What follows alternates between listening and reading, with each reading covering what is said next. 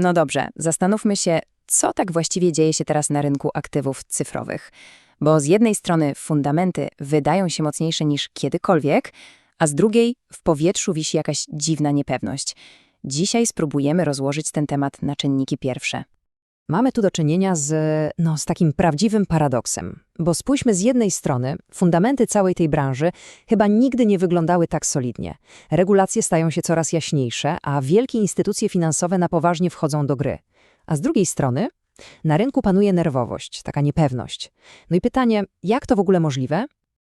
Okej, żeby to zrozumieć, zacznijmy od tej długoterminowej siły, bo tak naprawdę chodzi o dwa potężne filary, które, no cóż, na trwałe zmieniają zasady całej tej gry.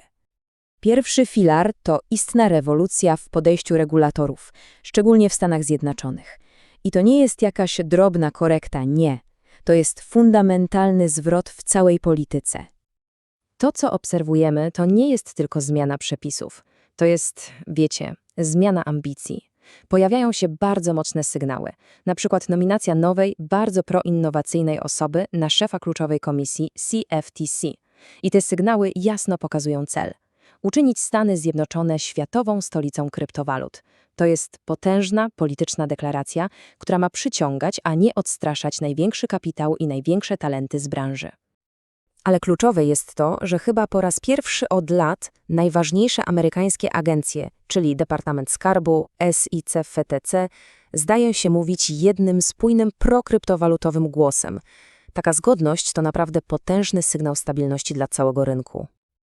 No dobrze, przejdźmy do drugiego filaru, bo równolegle do tych zmian w Waszyngtonie prawdziwa rewolucja dzieje się w samym sercu tradycyjnych finansów.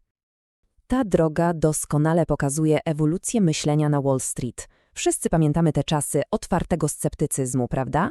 Potem pojawiły się pierwsze, takie dość ostrożne produkty, jak fundusze ETF. Ale to, co dzieje się teraz, to jest już zupełnie inny poziom. To jest głęboka, strukturalna integracja kryptowalut z samym rdzeniem systemu finansowego. I tu dochodzimy do absolutnego sedna. Jeden z największych, najbardziej konserwatywnych banków na świecie zaczął akceptować Bitcoin i Ethereum jako zabezpieczenie pod pożyczki.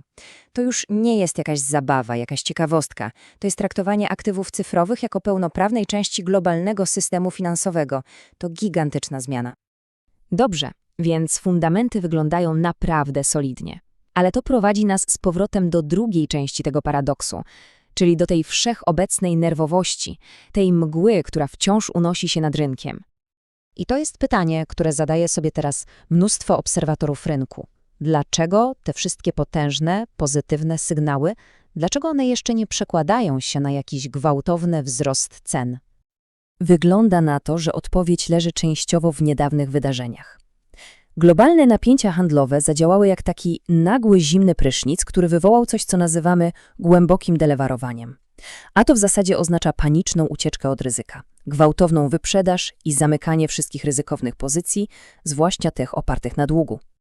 I chociaż było to bolesne, ten wstrząs miał też pozytywny skutek. Dosłownie oczyścił rynek z nadmiernej spekulacji. Poziom tej ryzykownej dźwigni finansowej znacząco spadł. Co to oznacza w praktyce? Że fundamenty pod przyszły wzrost są teraz po prostu o wiele zdrowsze. Mamy więc dwie potężne, ale kompletnie przeciwstawne siły. No to co w takim razie zdecyduje o tym, która z nich ostatecznie przeważy? Całą tę obecną sytuację można opisać bardzo prosto. Z jednej strony mamy potężny silnik napędowy. To jest ta rosnąca jasność regulacyjna i zaufanie największych instytucji. A z drugiej mamy mocno zaciągnięty hamulec ręczny. Tym hamulcem jest globalna niepewność. I ten hamulec ma bardzo konkretną nazwę – geopolityka. Cały świat finansów, nie tylko krypto, wstrzymuje oddech w oczekiwaniu na wynik kluczowych negocjacji handlowych. To widmo cełów skutecznie mrozi kapitał i po prostu powstrzymuje inwestorów przed podejmowaniem ryzyka. No i tak dochodzimy do absolutnie kluczowego pytania.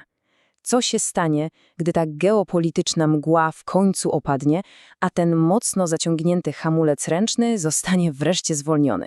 Co się stanie, gdy ta ogromna, potężna siła długoterminowych fundamentów wreszcie będzie mogła ruszyć z pełną mocą?